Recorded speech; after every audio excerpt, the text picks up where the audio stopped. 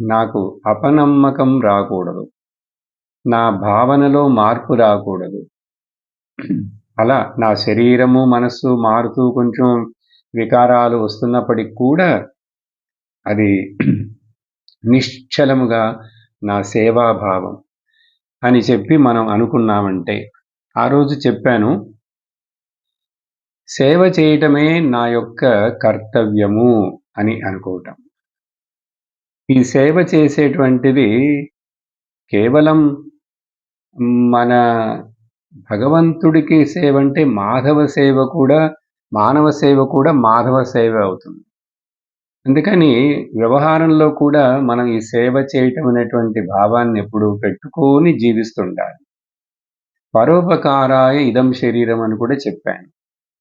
ఇలా ఈ ప్రేమ భావంతోటి, దాసభావంతోటి నిత్య దాస